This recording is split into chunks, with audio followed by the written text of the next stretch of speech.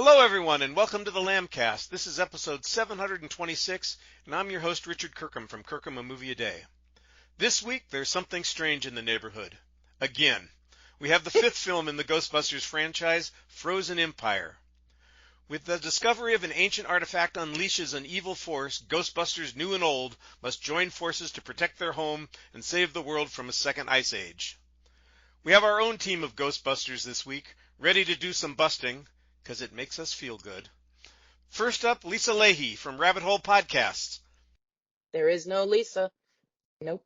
There is no Lisa. There is only Zool.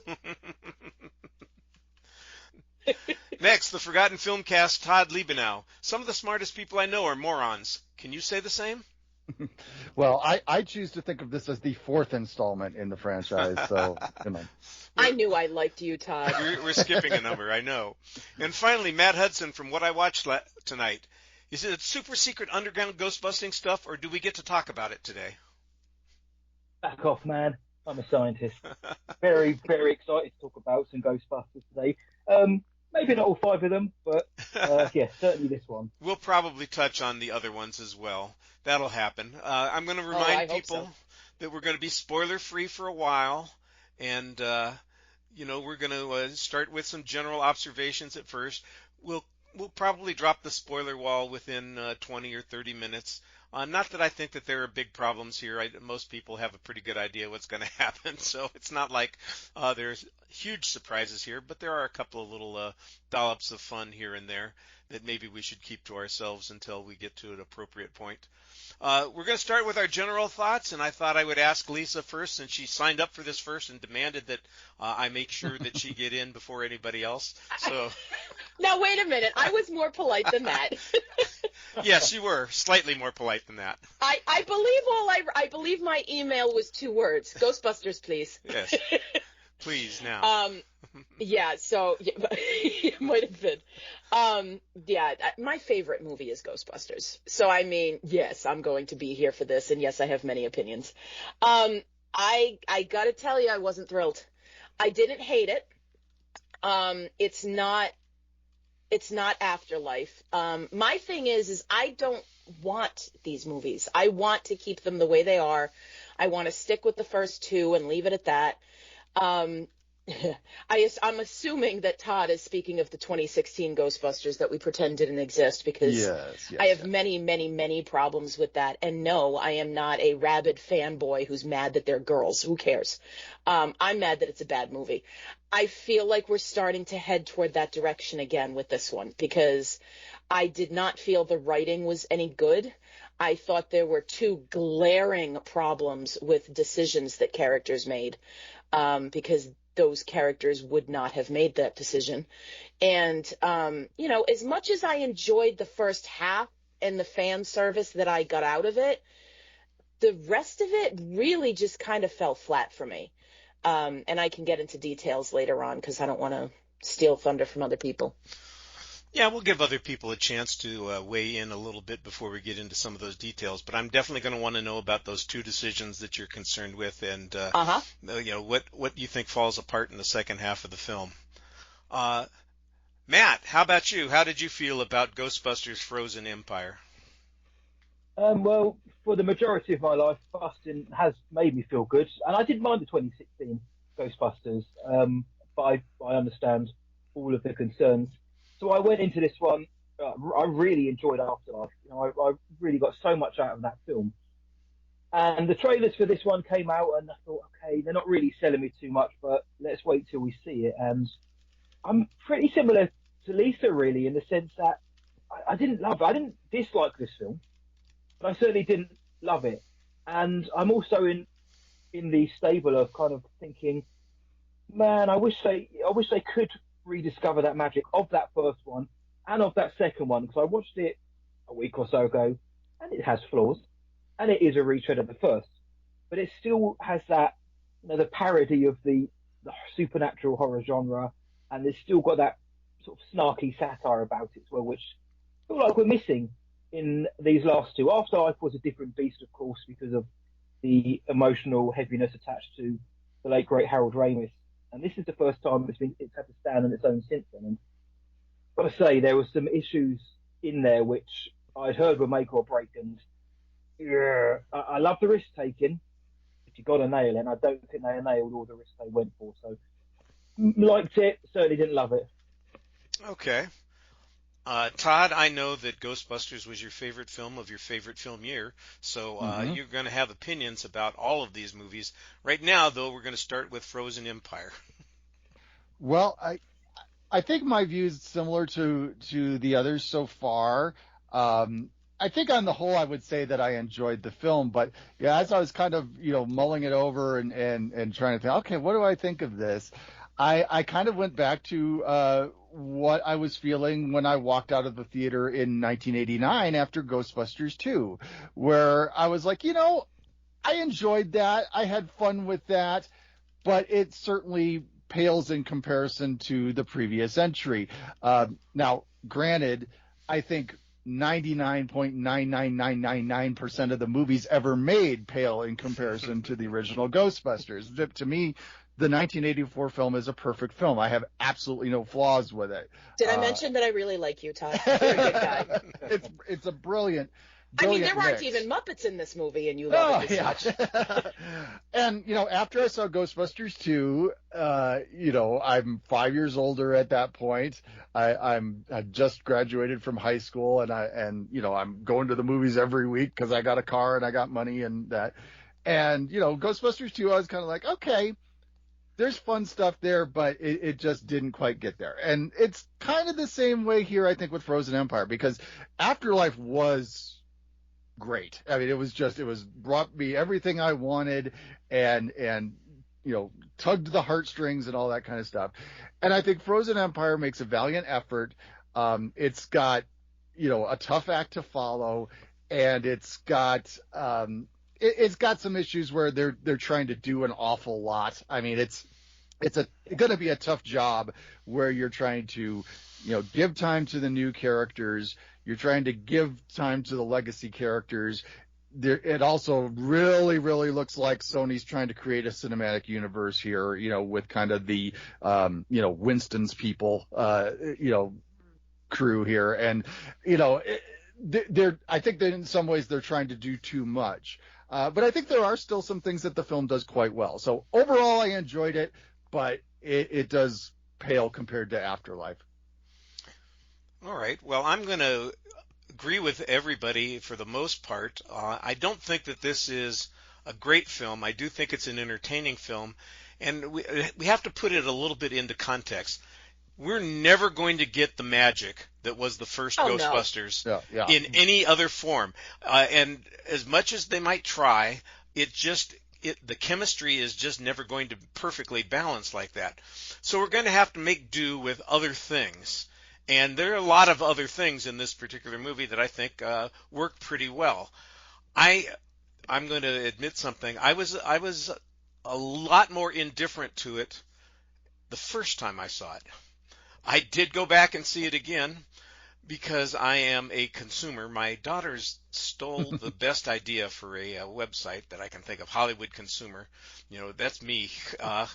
We went back to see it because Alamo had a special menu item that we were looking forward to and said, well, you only get that if you go see Ghostbusters. We've already seen it, but that's okay. We'll go back and get it anyway. It was a special milkshake. And, of course, guess what? They ran out of the ingredients for the milkshake. No! Yes. It was very frustrating. So we were not in a great mood when we sat down to see it for the second time. Not getting the milkshake that we were looking forward to.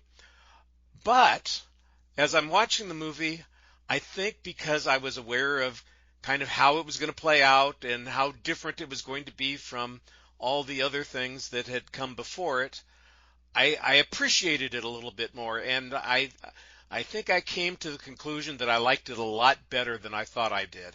And so in the long run, I do think that it's probably going to grow on people. I don't think, of course, it has the same kind of emotional resonance that Afterlife ended up having. And, of course, it's just never going to have the freshness that we had with the first Ghostbusters. But there are things in this that I think are worth pursuing. There are some things that I think are a little bit iffy, but we're going to get into that as we go along. So, My take on it is it's a solid entertainment, but not a great movie, and it's certainly never going. When we get into the pantheon of all the Ghostbusters films, we'll see where it ranks. I can certainly say it's going to rank above that 2016 film that doesn't exist. Well, one of the things that struck me with this, and I'm interested in everybody else's take, but comparing the 84 and 89 films and now Afterlife and Frozen Empire, it strikes me that we've moved away from comedy being the priority. I think this is a supernatural adventure first and a comedy second. The comedy beats, there's some good ones, but there were several that kind of fell flat, which kind of caught me off guard. There were a few moments where I was just thinking, like, can I even call this a comedy? I think actually the savior from the comedic standpoint on this film is Kumail Nanjiani. As his character started to develop more, we had some good solid comedic moments. But I don't know what the rest of you think, but I thought that it was kind of making laughs the second priority here. I can't think of anything that Dan Aykroyd said that was funny. And how do you do that when his character was so hysterical in the first movie? Well, for one, he didn't write it. Yeah, that'll make a True. difference. And you don't have Harold Ramis writing it. You also have a kids movie. You're talking about spiritual adventure and no, it's a kids movie. You have a director who directs kids movies. You have a writer who made kids movies, with the exception of the hideous Poltergeist remake, which we're going to also pretend doesn't exist. It's a kids movie. We have shifted away from a movie that was PG at the time, would have been PG-13 had it come out literally a month later. Right. And that movie was for adults. Did kids love it? Absolutely. Was it attractive to kids? Definitely. It's not aimed at kids. It was not meant to be a kids movie. This is a film that was made for children whose parents have shown them the other films. Afterlife bridges the gap because it takes the older fans and introduces these kids, this torch passing that I hate in general, but I'll keep that aside, into these kids who McKenna Grace is outstanding. I mean, really, if it weren't for her, this whole thing would not work. Because I mean, Podcast is adorable, but he's not really much in this film. Lucky, I'm sorry, darling, I forgot who you were. She showed up and I went, who's this? And then once Finn Wolfhard was all into her, I went, oh, that's right, I remember her. I don't care for Finn Wolfhard. I don't think he's really as exceptional as everyone seems to think he is. So now you only have the granddaughter of Egon Spengler, and if it weren't for her, the whole thing would fall apart, because as much as Paul Rudd tries, the dopey dad jokes don't always work. Carrie Coon is a placeholder. And you're right, like the men who were the brilliance, and Annie Potts too, the original cast who were the brilliance behind this showed up, did their day, and went home. And unfortunately, to a degree, I think that, I mean, in the third act, we do get some good moments, where especially the Venkman type of moments and things like that.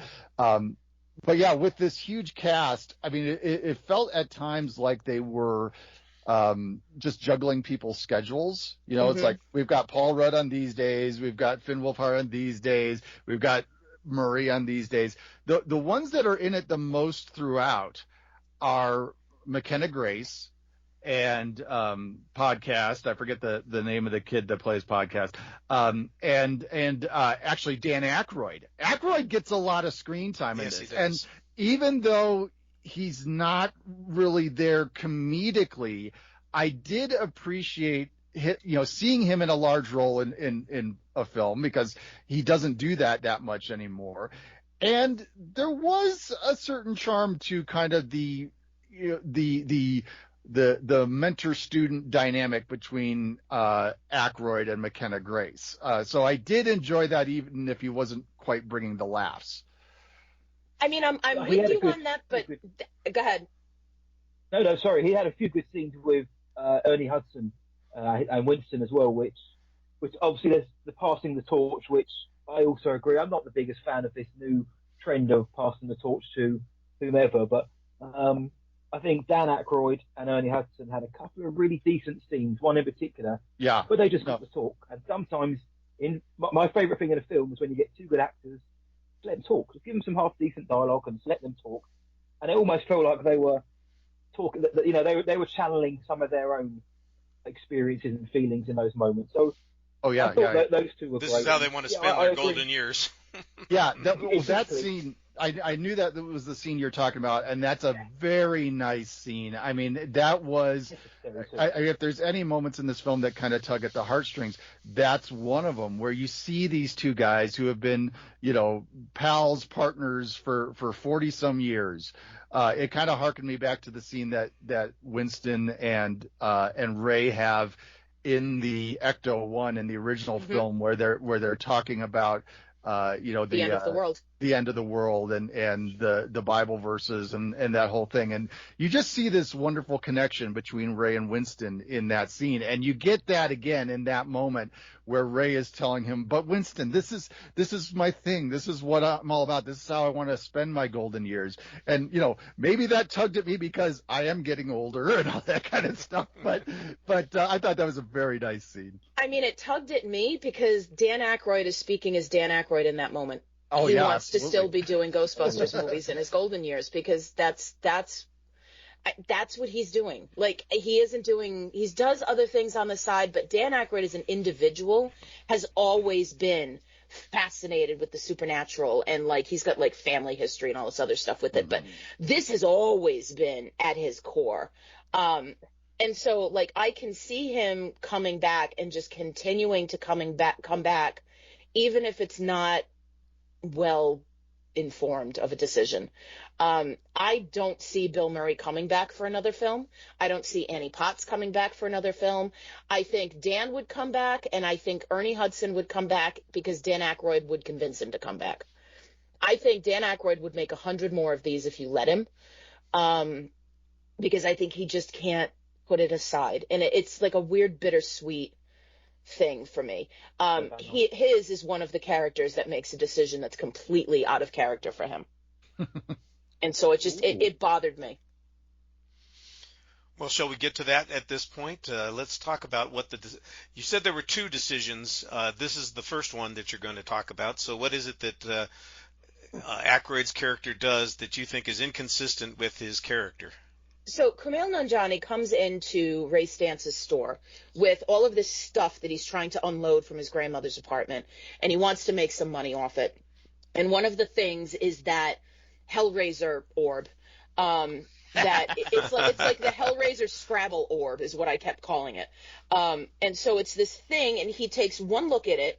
He takes the PKE. It breaks the PKE from all of the spiritual power coming off of it. And he's like, this is one of those things that you don't open. Like, this is something this is one of those items that you trap something in and want to keep it closed. And then later on... And then turns it over to two characters. He tosses it in a plastic bag and drops it on a shelf for people to open. No, I absolutely reject that Ray Stantz would have taken that with Egon. They would have been in a back room. They never would have opened this thing. They would have translated all of those words. They would have figured out what it was. They never would have just thrown it in a plastic bag like Nanjiani did, Nadim, and just dropped it somewhere like a piece of trash. And I understand that in a kid's movie, you need to move the plot along, and in kids' movies, adults make dumb decisions. I don't like this, because this is never what Ray Stantz would have done, ever. It did seem pretty casual the way they handled it after it having that dramatic moment where it breaks the detector, and he has such a strong reaction to it, and he warns people about it, and then, like you said, he walks away, and that doesn't make much sense. All right, well, go ahead. Then we get this new ghost.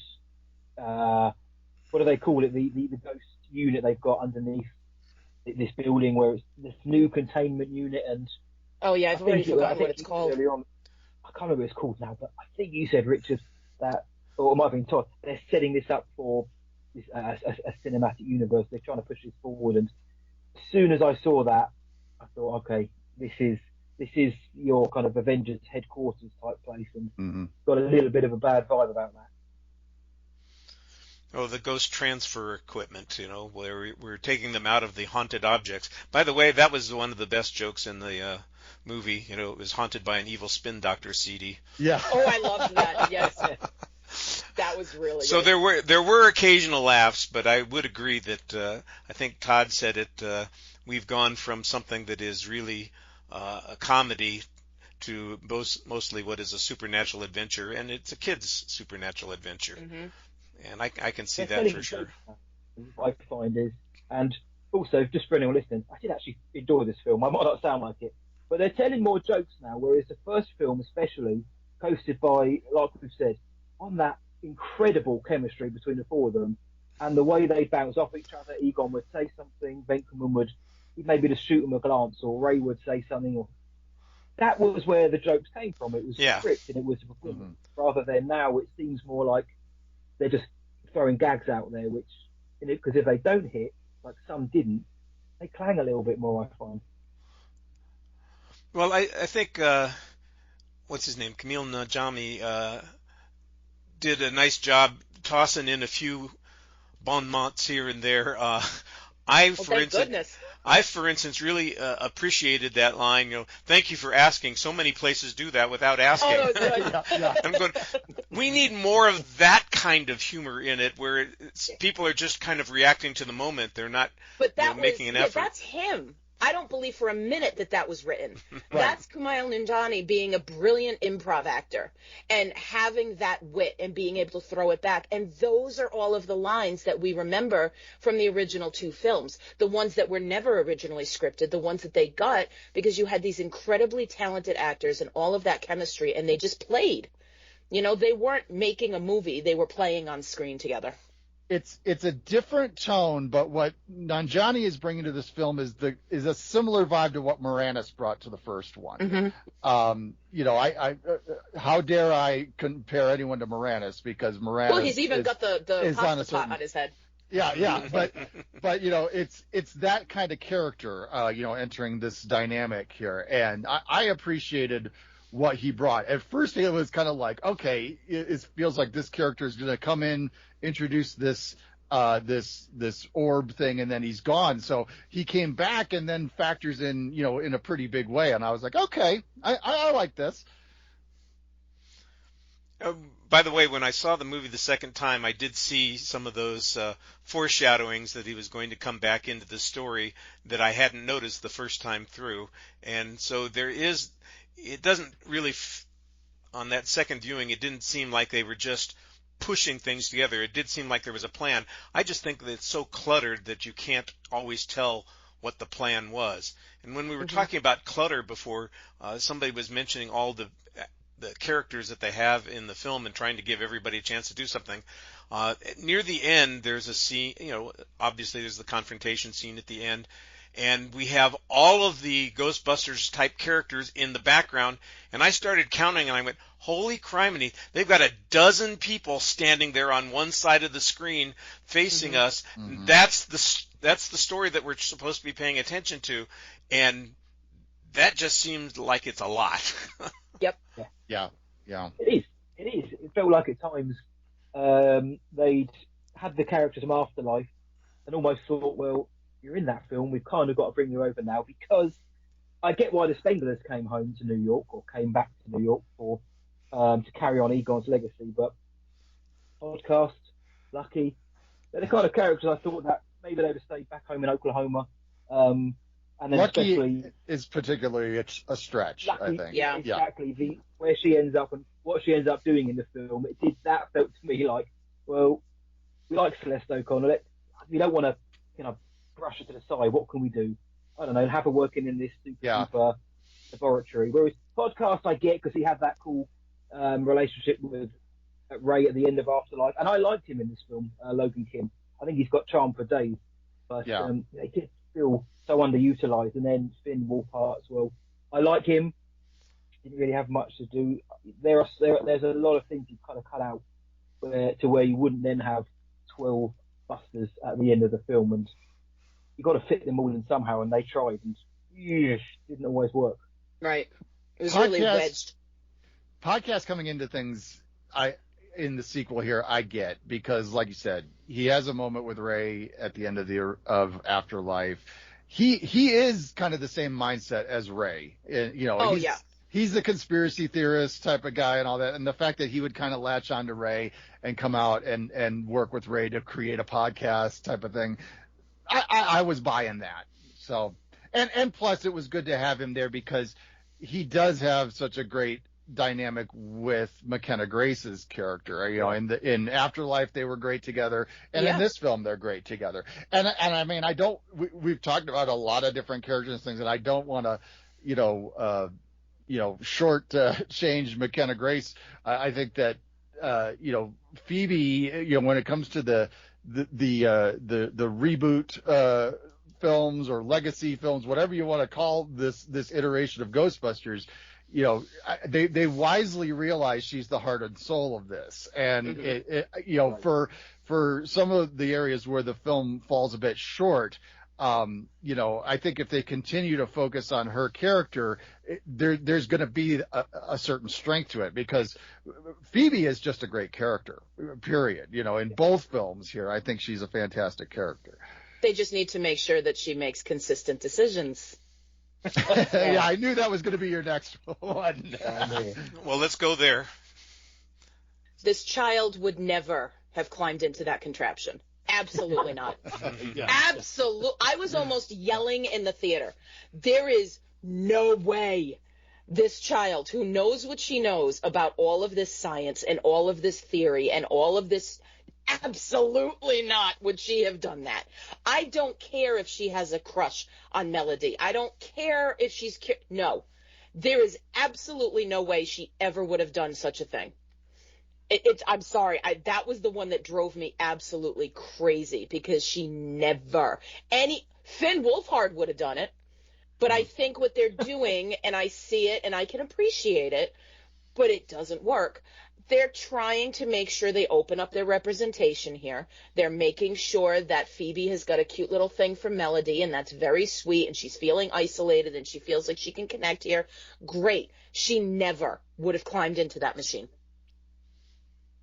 Yeah. Well, did it go against the rules of that they set up in the film? So I'm pretty sure they couldn't do that half an hour before. But yeah, I'm with you on that. Well, they had never tried. That's par for the course for the series. I mean, you can't cross the streams either. So exactly. Look what happened when they did work, I guess. Yeah. It just felt a little bit. I know people have made the comparison to Casper the Friendly Ghost, which I see. But it just felt kind of too wacky for me, where she's like, I can go into this machine, I'll be back in 2 minutes, don't worry, but my spirit's going to leave my body, I'm going to cross it. Oh man, and I totally agree. The whip smart character we saw in Afterlife and in this one as well before that, I can't in a million years see her ever doing that. I get, like you say, young love, young emotion, she's feeling ostracized, and there's emotions for days, but I don't know. It just seemed like something that needed to happen. But we've got to weave everything together. So how about this? But yeah, I that was the one of the moments in amongst a lot that I did like, where I thought, I just wish I hadn't done that. Yeah, well, it ruins it's what makes the whole thing. Like, I am great at suspension of disbelief. Nope, I can't accept that moment. I can't.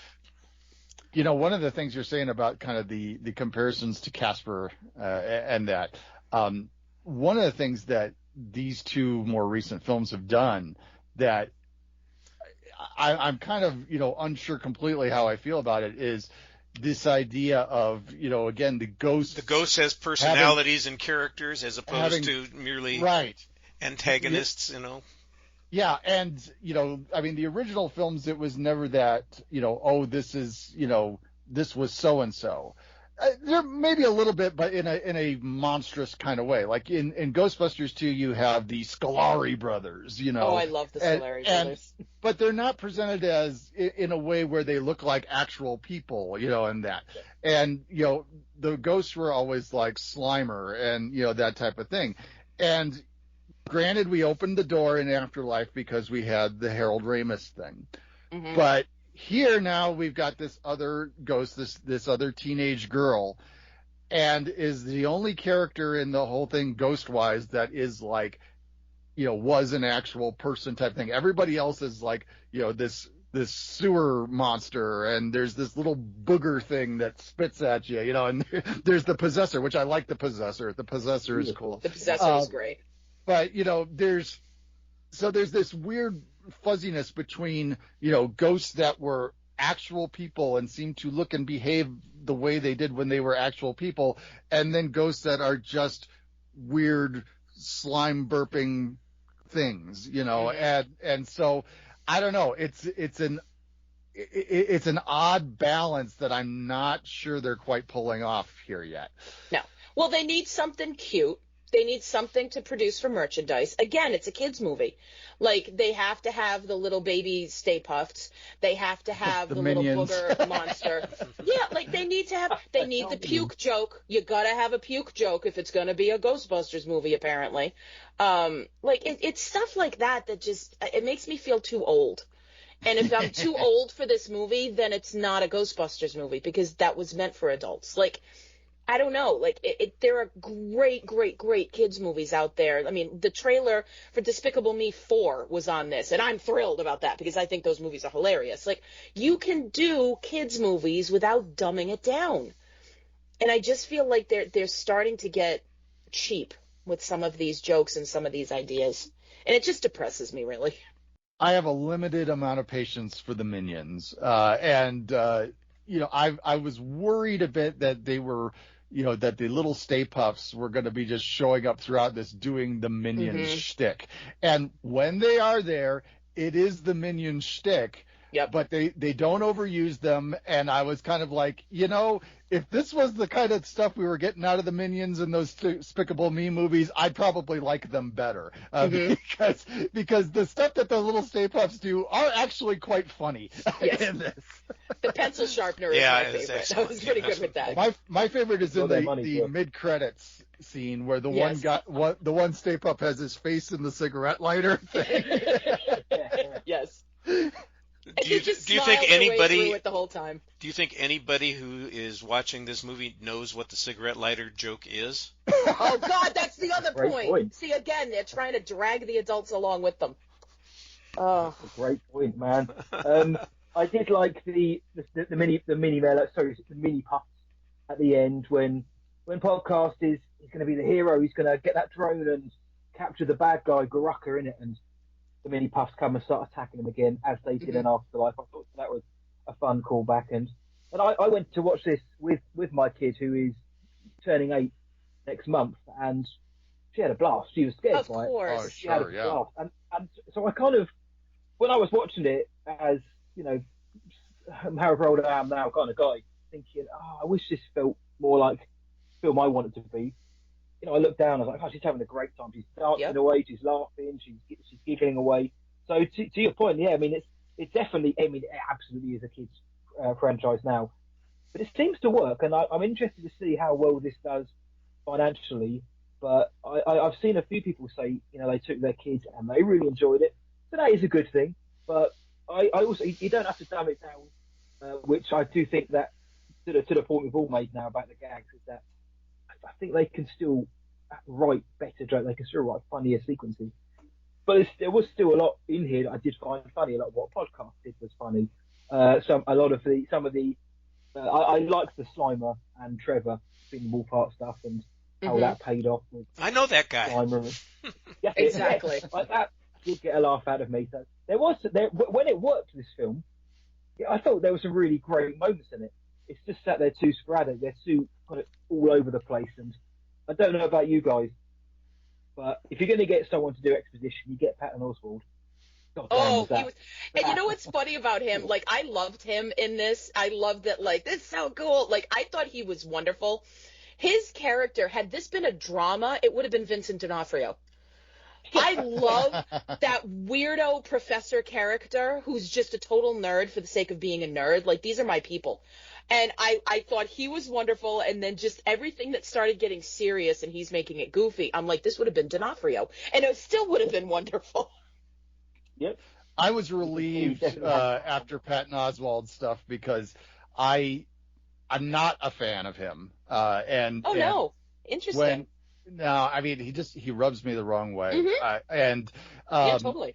And, so when I heard he was going to be in this, I was like, oh no, please, not to my Ghostbusters. But, he shows up, he's got a quirky little part that fits him, mm-hmm. and he does his duty, and it's one he's gone. scene. And yep. I'm like, that's all you right, needed. I'm okay with that. So yeah. It's funny because I got to the point, it was last Sunday, I went to go see Dune Part 2, and they played a trailer for Frozen Empire, and it went on for 3 days. I'm like, this is the longest trailer, and I was having such a hard time blocking it out because I had gotten to the point where I was starting to recognize voices in the trailers, and Patton Oswalt was the voice I had recognized. I'm like, I don't want to know these people are in it. But like these kinds of things, you start getting so much in the trailer and everything is revealed to you, and then you start figuring out the plot, right? So it's like with Patton Oswalt, you know what he's going to turn into. He turns into exactly this guy. So I agree with you. Like, his role here was wonderful. It was just what it needed to be. It helped explain everything, but it didn't feel heavy-handed. I will tell you, though, too, that scene with him and Aykroyd at the library. Mm-hmm. I actually, for a moment, we're well past the spoiler wall here, Yeah. But go ahead, everybody. By the way, those of you listening, if you hadn't realized, we've crossed the line a couple of times. We are now officially a mile past the line, and so whatever we talk about from now on is likely to disclose something that maybe you didn't want to know. Go ahead. But so we have the callback to the lions out in front of the library, and the possessor goes into the one lion, and I seriously, for a moment there, I was like, are they going to kill Ray? They might kill Ray. Oh, no. Here. And I was like, no, they really can't do it. But I was nervous for a moment there. Oh, wow. I never had that thought at all. I was just in my glory for that entire library sequence.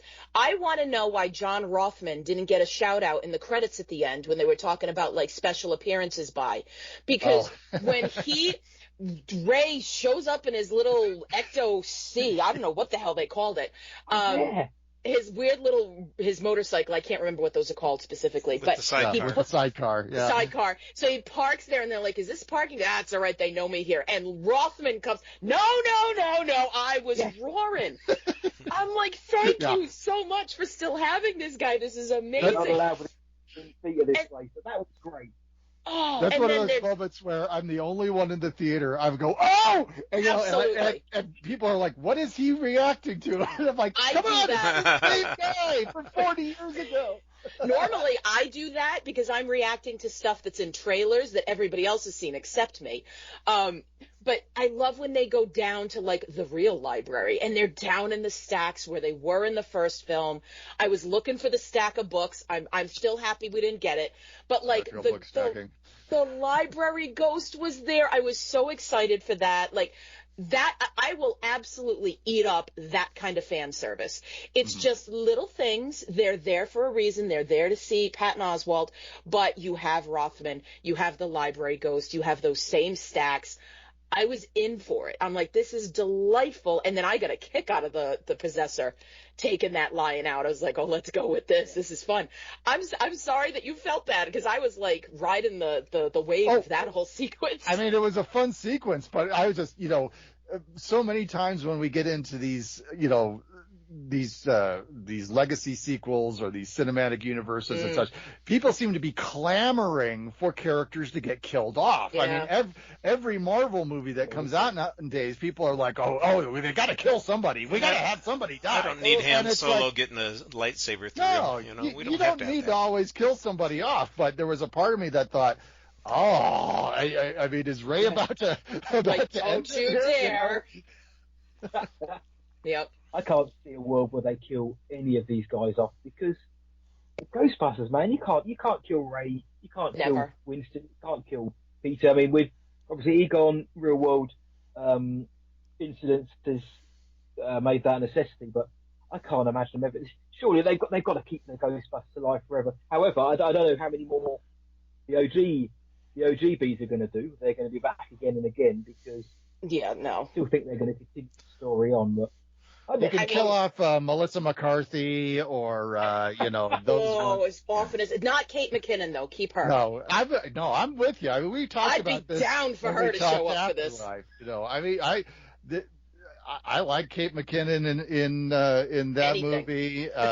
But Melissa McCarthy, I can't. She's up there with Patton Oswalt for me. I'm not a fan. Oh, yeah, that's a whole other discussion. In fact, I was on that one, I'm pretty sure. But yeah, no, I know.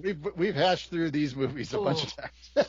God, I just can't help it. But I don't know. Like, I love Janine. I love Annie Potts as Janine. I think she's amazing. She does not belong in a flight suit. She had the proton power glove. What was that thing? Like, that was silly. That was actually kind of similar to something. I was like, was that out of the 2016 film? Because I think they had something like that in that movie. Yeah, they did. Oh, I didn't like it. And then she didn't need to be in the flight suit. It was weird. No. I didn't like her in a flight suit in Ghostbusters 2. Like, no, you're Janine. You're supposed to be snarky, get behind the desk, like, answer the phone and, like, kick people's asses. Like, that's what you do. Yeah, because you're not somebody's mother. Well, I don't know. She didn't fit that for me then. She doesn't fit for me now. I like that she's working with Winston. I kind of want her to be like, the person in charge of everything and telling Pinfield to go get his butt back into the lab or something. Like, she needs to be running the show, not, suiting up. It just didn't work for ghosts. Me. Yep. Well, and while we're on the subject of, other characters coming back, I mean, while I appreciated William Atherton back as Peck, Peck has lost some of his edge, I think, in this. So I wanted him to be, I wanted him to be just more motivated. Awful. I think that this is my chance to finally get payback for 40 years ago. Right. And he had a really good point at one point. He's like, you have a miner on the outside of the car. I'm like, he's got you there, guys. You can't get out of that one, but they never go anywhere. Right. And at the end, when Venkman, and man, I love Venkman. I love Venkman anyway. His line to Peck when he sees him, he just says, "You clown." Yes. I thought, man, that's different to what you said 40 odd years ago. So let's going back to them, dumbing it down a little bit.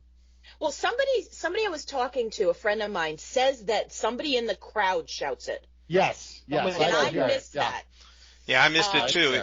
Well, it should have been Venkman saying, "Hey, Dickless." You can't in a kids movie. It's there. Not anymore. Yeah, that's the problem. I liked him here. I got spoiled on him. I would have loved to have not known he was in this, but I was scrolling and somebody had a side-by-side photo of him then and him now, and I went, damn it, I know what's happening.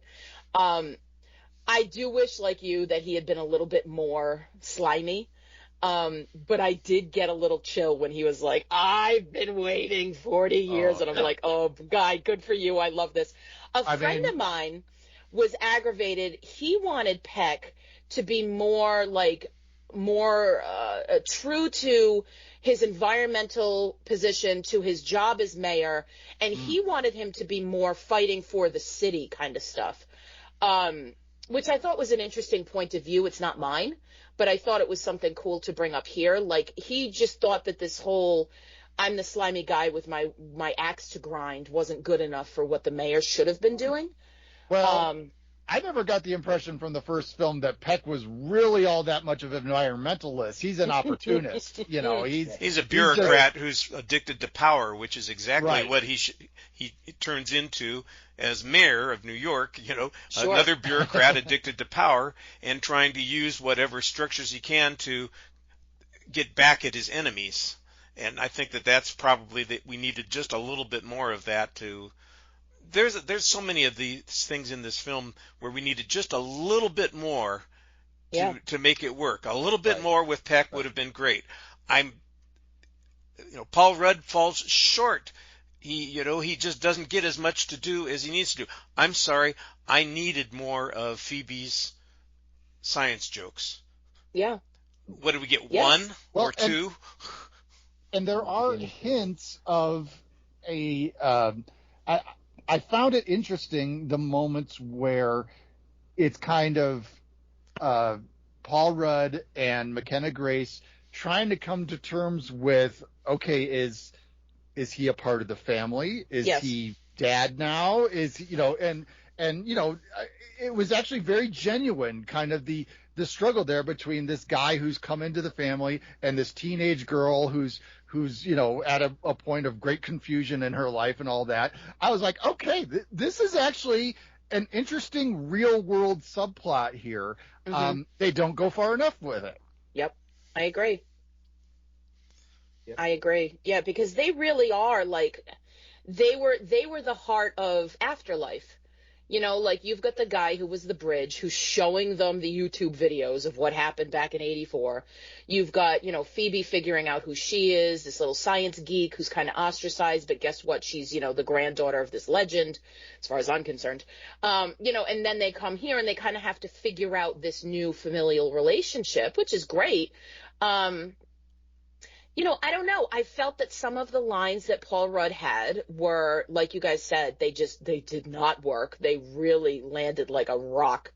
But a couple of them, it almost got me. Like it was that the more I say this, eventually you're going to start laughing because it's going to get this. So like when he was goofing with Callie in their bedroom and he was like saying the lyrics of the song to her.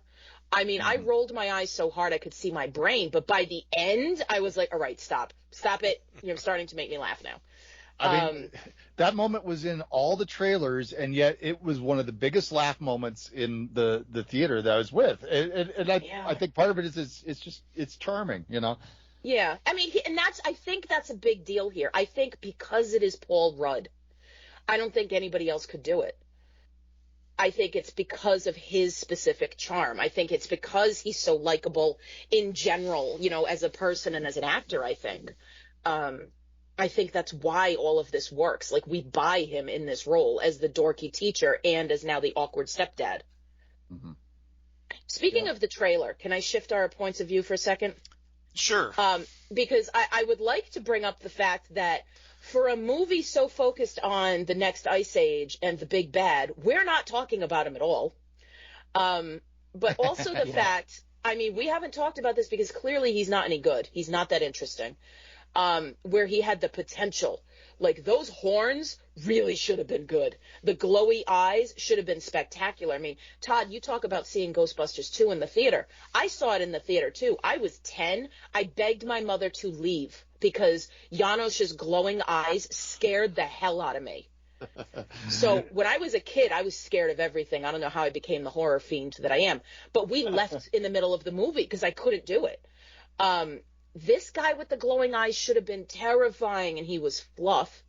And in the trailer that I watch the trailers when I get into the car after the film, one of the trailers literally says in words across the screen, every ghost they've ever caught will be unleashed. And it doesn't happen. I was waiting. I'm like, if you guys are going to give me that, if I had seen that before this movie, I would have been really angry. Because that did not happen. It just doesn't. I tell you, the big, showdown in the third act as such, where, the ice all comes. It's 15 minutes of this movie. Yeah, and I was like, oh, I really think that it was a missed opportunity to not have that happen midway through the film, because there's just so many possibilities with, send the crew out to try and bust all kinds of ghosts as you're sliding around on ice-covered streets with these ice spikes jumping out of the ground and all that kind of stuff. Was no one killed by those, by the way? It doesn't appear that a single death. It seems again, strange kids movie. Yeah, exactly, Todd. But there's just so much potential with Ghostbusters on ice to make it only the last 15 minutes of the movie. I'll pay for that. That's the one we need. Ghostbusters on ice. I'd go for that. The I'd villain go for it. was for something. What I loved about the villains this is one of the things I loved about the villains in Ghostbusters and Ghostbusters 2 is they're played by people. They're played by real people tangibly on set. With this, obviously, it's a 8-foot tall, millennia-old demon god. You can't really get somebody. Maybe Javier Bardem could have jumped in, but I didn't feel the threat just because it just didn't feel real enough. And there's no personality. There's no character there. It's just exactly. A vision. He knew where to get the horns from, but then didn't know who the Fire Master was. Like, are you smart or are you not? And in the trailer, actually, there's a few scenes that I mean, this is commonplace, but there was a scene in the trailer of all of the new Busters with these really cool red jackets on. I want one. That's not in the film. Lucky has one on, but it's not there.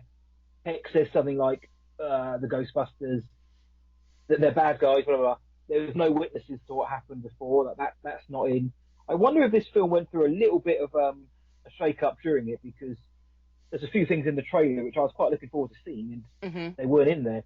That trailer, it does go heavy, doesn't it, on the Frozen Empire aspect. And it takes an hour and a half for you to get there, and that's the problem. And if everything before that is great, not so bothered.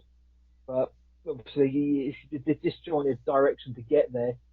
And by the end, I thought, I don't really buy the bad guy. I'm not really that worried by the bad guy. And then there was something about dipping part of a proton pack in brass, and a guy with flick flames through his hands. At that point, I was starting to get a little bit, what the hell is going on? I don't know what's going on anymore, but I still wasn't bored. I still didn't dislike it. It just didn't feel like the Ghostbusters I saw when I was a kid. But it was just too fast.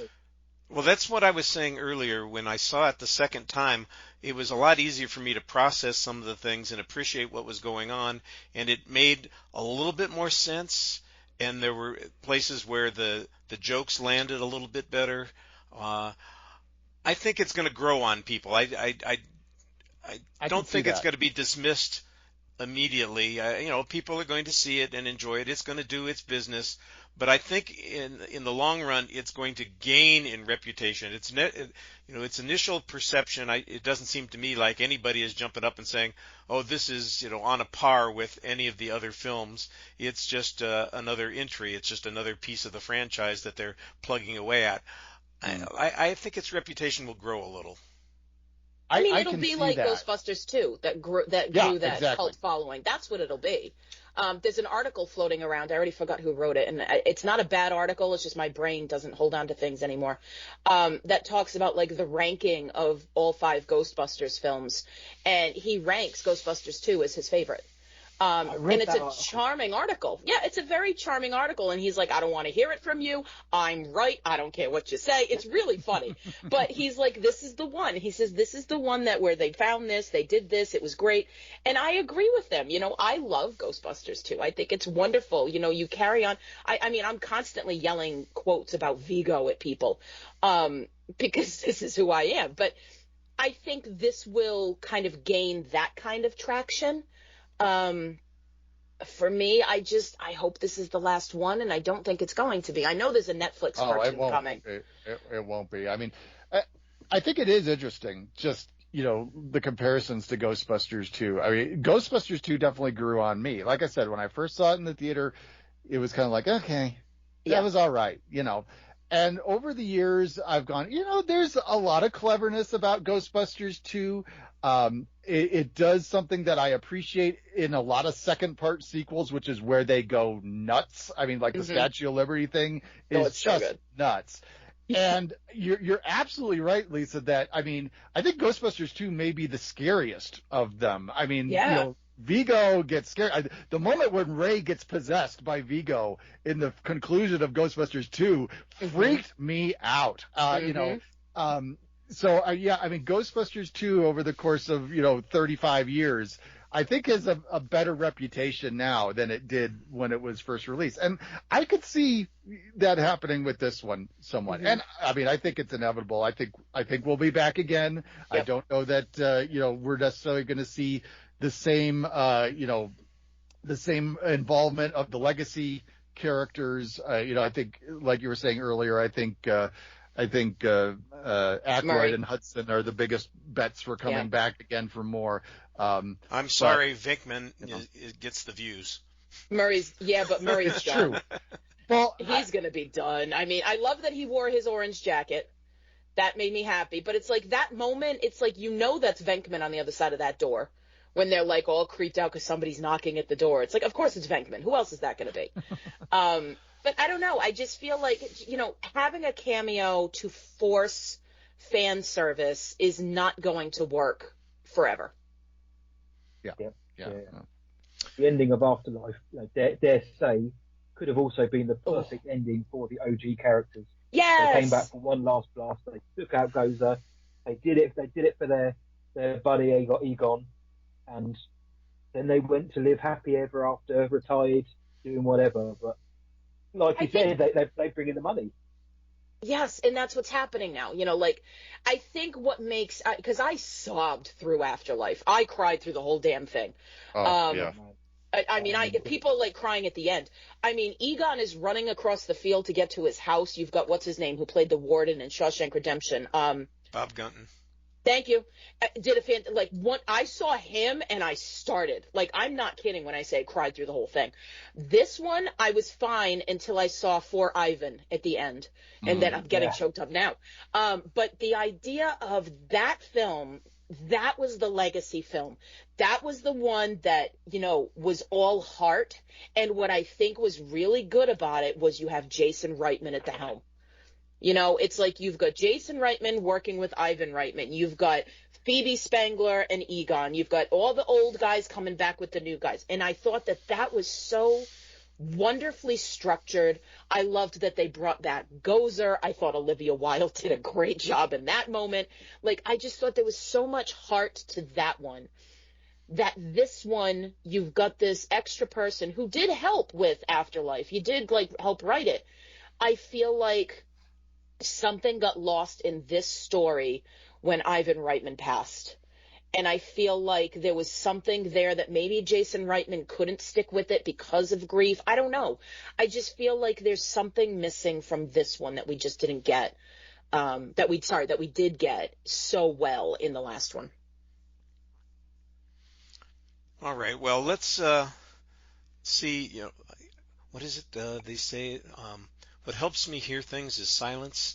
The silence here seems to indicate that we are at a point where we can maybe do a summary here. If you want to rank your Ghostbusters films and give us a recommendation, we're not doing Lamb scores per se, but if you can give a recommendation to fans or some kind of reason why they should or shouldn't see it in a theater, I think that's how we'll finish up here. So.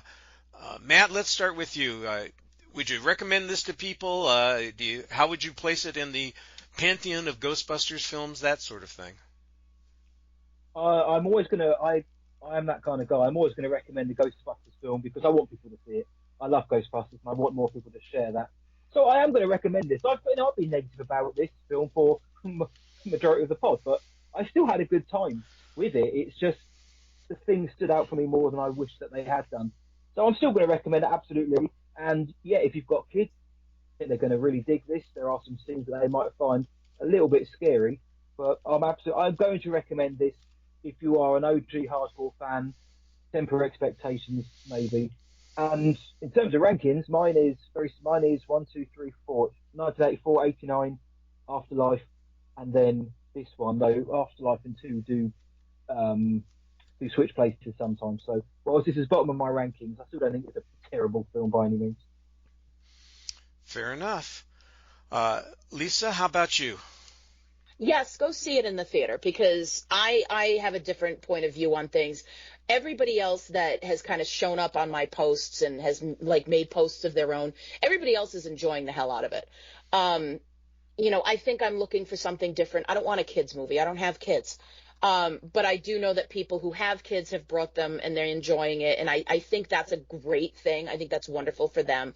In the ranking, obviously for me, I mean, it's going to be 1, 2, Afterlife, then this, and then that 2016 thing will be ranked at number 52. bleh. But, like it's going to be always, 1, 2, 3 is going to be Afterlife is number 3 for me. It's just, it's a good film. It's not as good as it should have been for me, but it's something that, because it's in the theater, because people show up for it, it means that we'll get more movies in the theater, and I want to keep that going. Well, I appreciate that you are enthusiastic about the film, and I think it's also a good thing that you didn't have kids, because some poor kid out there would have been stuck with the name Egon, and he would have been traumatized his whole life as a result. I'm a teacher. I would never give a kid a name that would be so strange. No, oh my gosh. Harold, maybe. But Todd, it's your turn.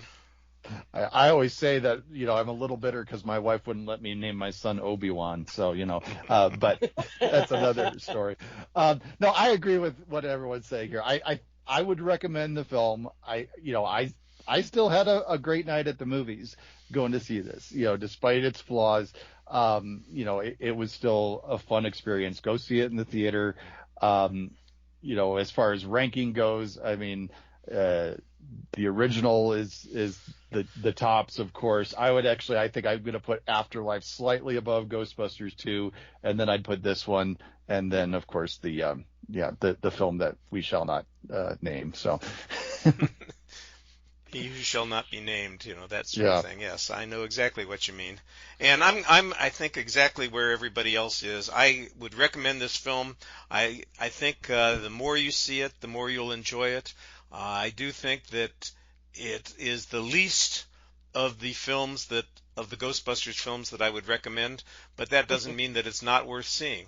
And it is worth seeing, and as always, I want people to see movies in a theater. So make sure you do that. And apparently Lisa's got a lot of trailers going on in her head, despite the fact that she doesn't watch trailers.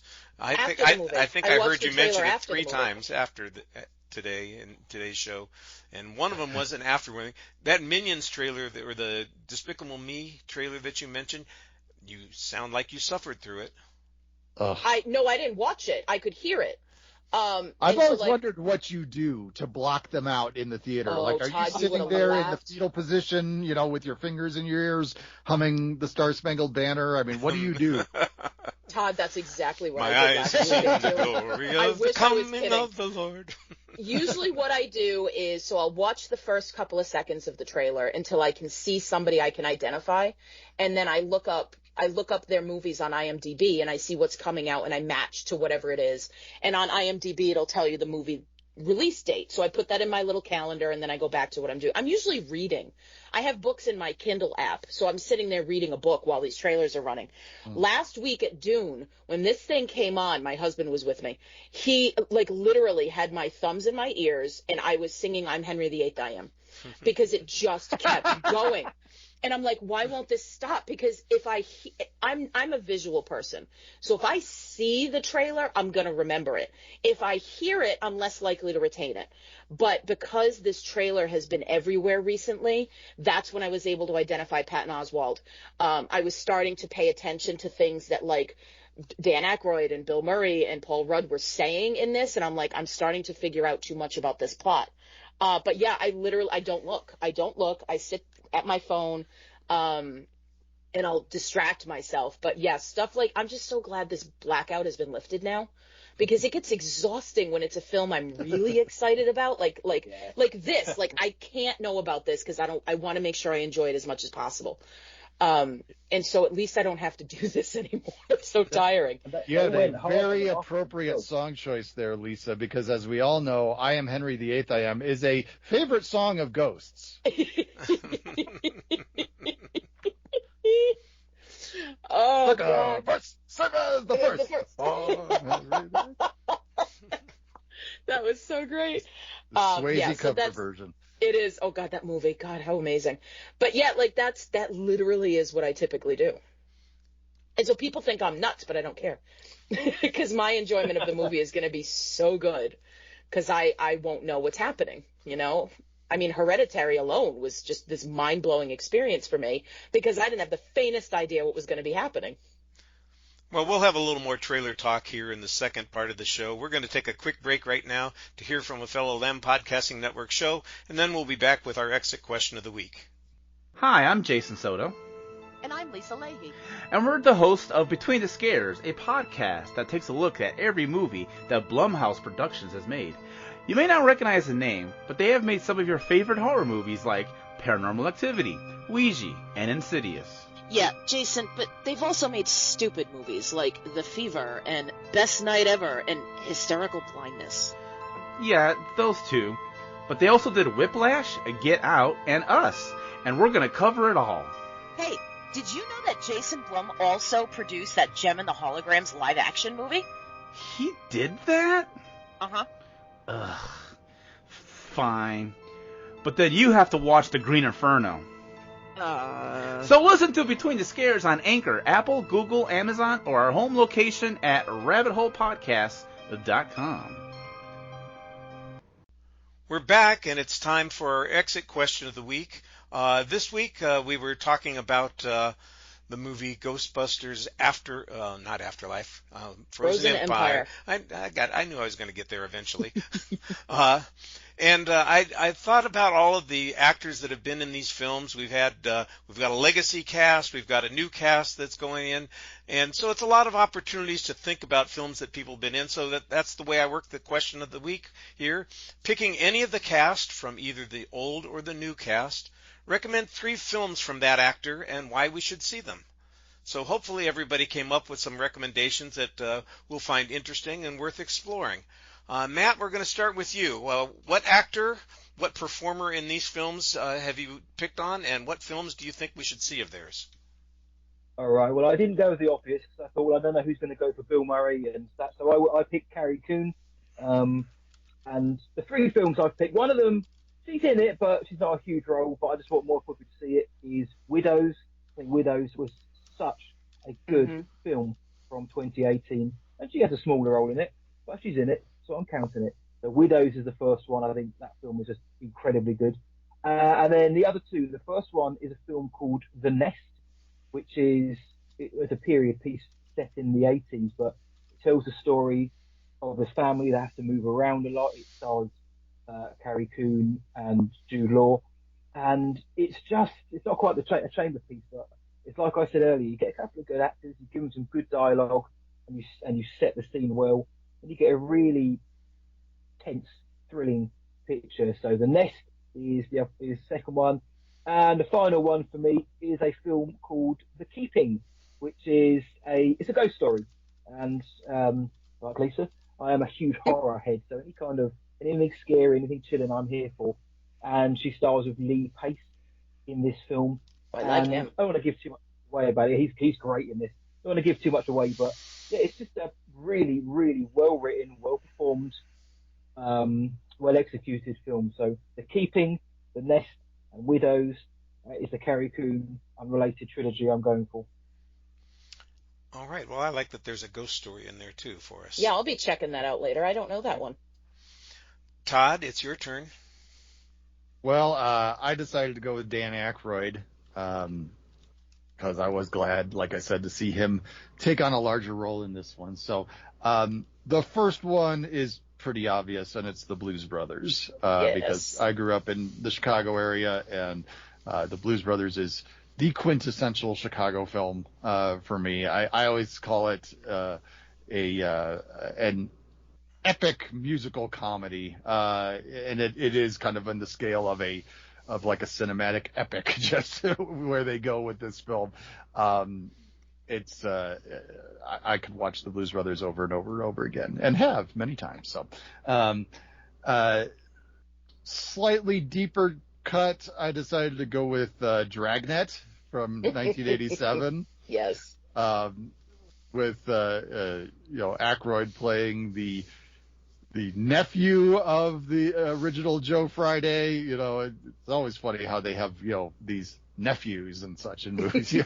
Donald Duck has 3 nephews. He doesn't have any kids, but he has nephews. Anyway, but I mean, one of the great charms of Dragnet, I think, is the way that it honors the original show, but also is very playful in the way it kind of pokes fun at it. The script is a lot of fun. Aykroyd wrote it. But one of the great things about it is just the wonderful dynamic between Aykroyd and Tom Hanks in the film. Tom Hanks pretty much steals the show. So yeah, another great one. Yeah, don't forget the Virgin Connie Swales. Yeah.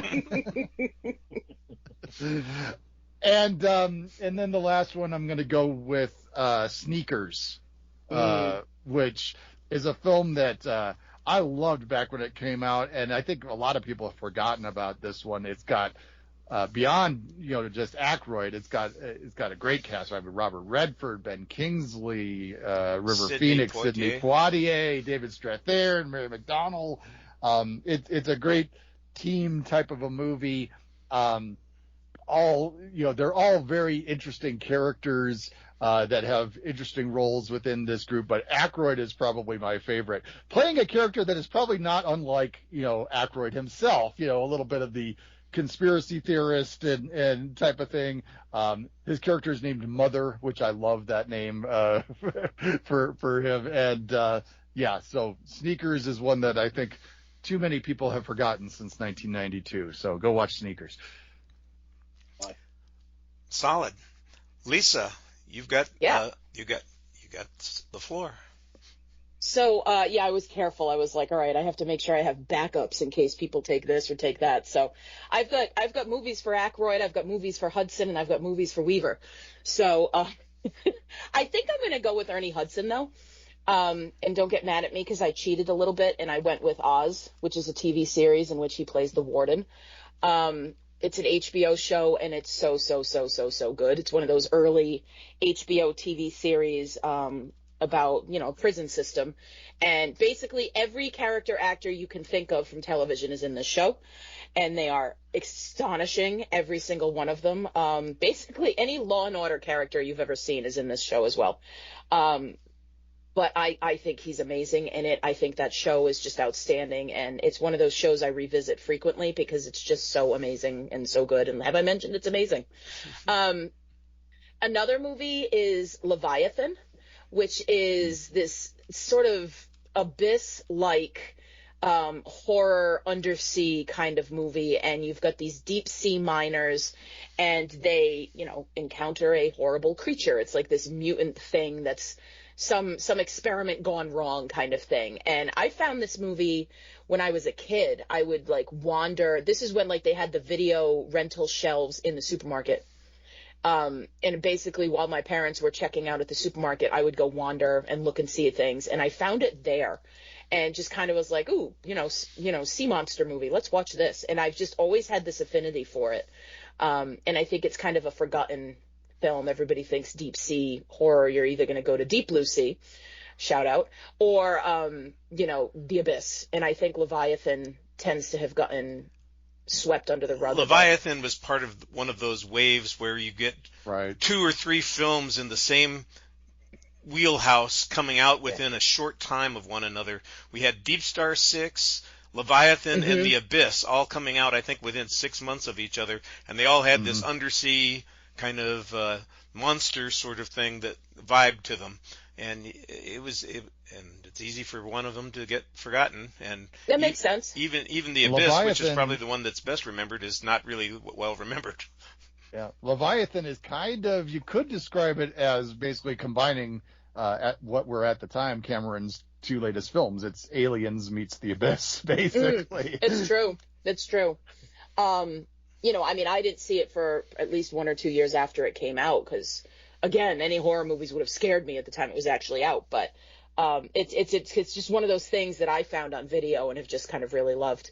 The other one is The Hand That Rocks the Cradle, which is one of those fabulous 90s thrillers that I wish we still had. But if they even tried, it wouldn't be the same. So I'm just going to keep it as is. But, this amazing film that it is really about, the 2 parents and the babysitter they get in. You've got Annabelle Sciorra, you've got Matt McCoy, and you've got Rebecca De Mornay as this woman named Peyton who comes in to care for their baby and, this sort of horrible situation. But Ernie Hudson is in it.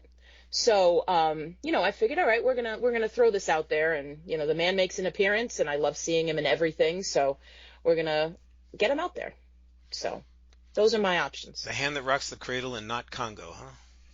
Nah, I like this one. I mean, I like Hand That Rocks the Cradle better. Okay. Congo was good. It wasn't great for me. It's okay. I was just thinking his part was a little bit more prominent, but that's all right. I know. It's not screen time that matters. It's the impact that they make. Yes. Well, I was looking at all of the actors in all these films, and obviously there are some that are fantastic that you could pick out. The Bill Murray films are wonderful. Sigourney Weaver, you could just go on and on and on. There's so many great choices here. I picked a character that I think people will appreciate because he does make a return here, Walter Peck. I'm talking about William Atherton. And so I've got 3 films, one of which everybody knows, and that's Die Hard, of course. Yes. That's probably his quintessential asshole, but before he played the asshole in that film, he was an asshole in Real Genius as well. Yes, he was. And we had I was going to be mad at you if you didn't mention Real Genius. Absolutely. We had Real Genius as a movie of the month, I think, back in last summer sometime. And we talked about the film then. And I don't know where the turn in his career took. It must have been Real Genius because he was so good in that. And then the next thing we know, he's in Die Hard and Die Hard 2 doing the same kind of character. Mm-hmm. And it just seems like he was typecast in that sort of role. Before that, he'd been in some very sympathetic roles. It's been a long time since I saw Sugarland Express, so I can't really say how good he was in that movie. That's not the movie I'm going to pick.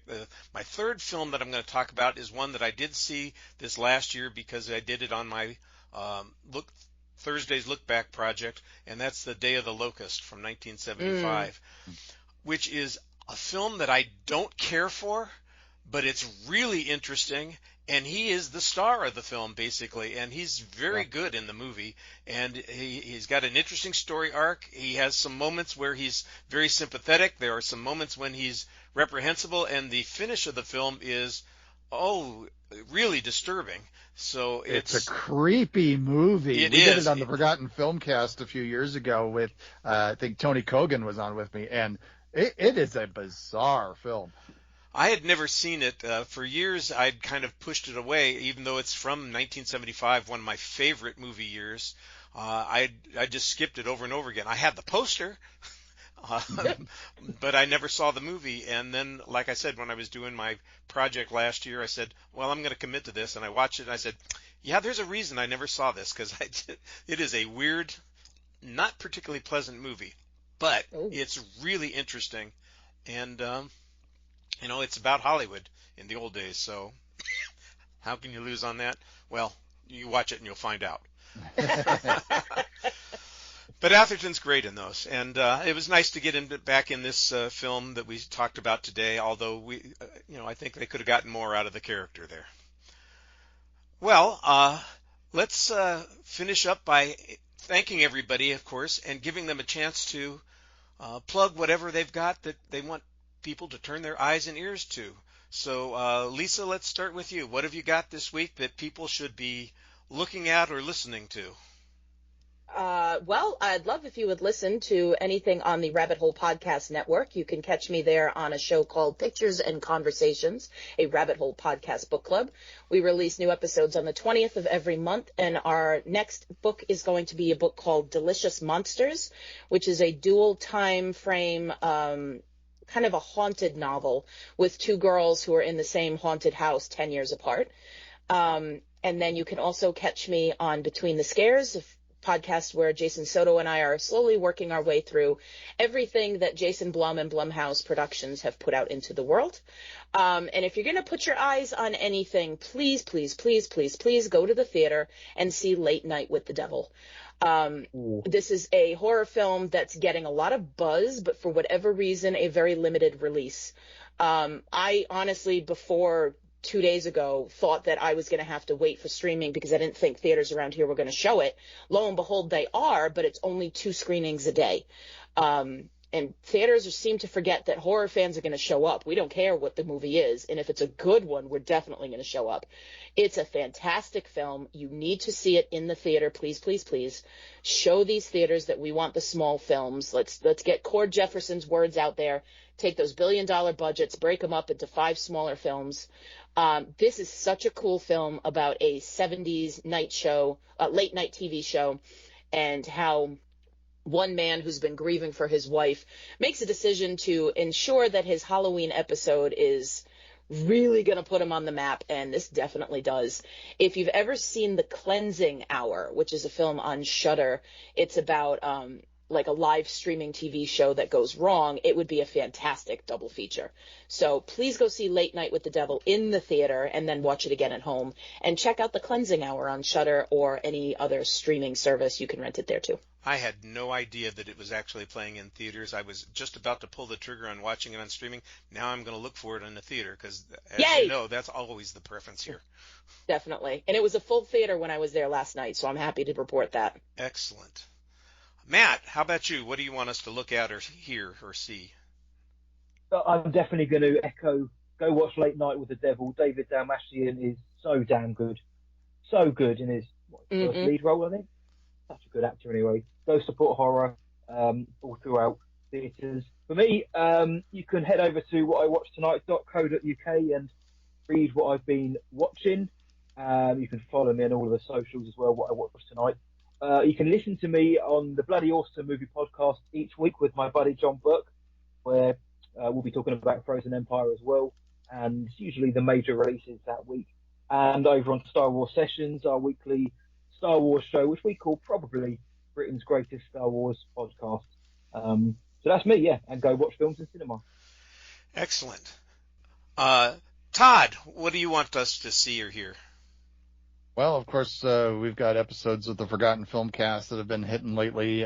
Some of the most recent ones, we did an episode on a 1997 direct-to-video film called Drive, which stars Mark Dacascos and Kadeem Hardison and Brittany Murphy before she was a big star, and it was a lot of fun. I enjoyed that movie quite a bit. Also did an episode on a 1991 Sharon Stone film she made just before she became a big star. So just before Basic Instinct, she was in a movie called Scissors. Not as good of a movie, but a good discussion. So that episode is out now, and I'm working on an episode that'll be hitting here the next day or two. I think Richard will appreciate this. Toby Rohn joined me because he just wrote a book about this movie. So we talked about, from 1977, Clint Eastwood's The Gauntlet. So that is coming up. Nice. Excellent. I'm looking forward to seeing and listening to those things for sure. I was mentioning earlier that there was going to be more trailer talk. Lisa, every time I start thinking about this project that I've started, I'm reminded of you because it started all because of the trailers. I bought some Blu-rays a couple of weeks ago that are just trailers. I sat and watched 6 hours of trailers one day. Oh, wow. And then the next day, I put in the other Blu-ray and watched 4 more hours, and I'm still got 2 more hours to go on that one. And I've got 2 more of them to watch. Oh, that's cool. This new project that I've started, I've titled it Grindhouse Alley, and it's basically looking back at those films from the 70s and 80s and the late 60s that are clearly exploitation films. That they don't necessarily have any redeeming value other than that they are full of sex, violence, and assorted other unpleasant and undignified things that are designed to draw people's attention. And this sounds like a great way to spend your time, Richard. Well, it's foolish of me because it's a rabbit hole that I'm going down and I'm having too much fun. This week's episode is on Death Wish 2.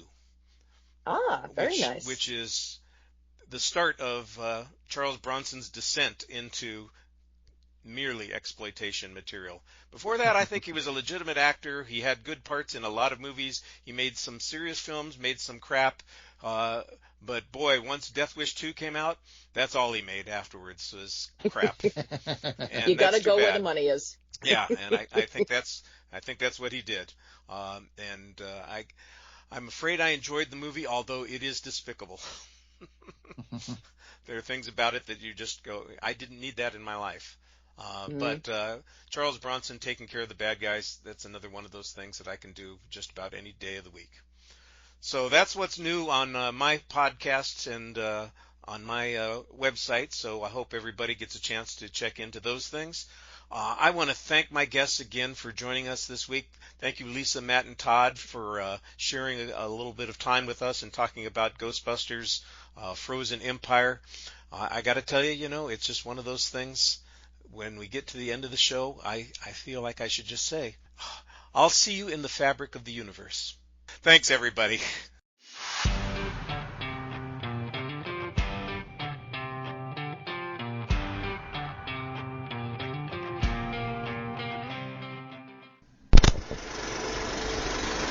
You've been listening to the Lambcast. If you have an idea for a show or would like to join us on the Lambcast, contact us at largeassmovieblogs.com. Find us on Facebook, just search for Lambcast, or on X, formerly Twitter, at Lambcast. And you can find us on YouTube as well. The Lamb site can be found at largeassmovieblogs.com. We'd also love it if you would leave a review on iTunes.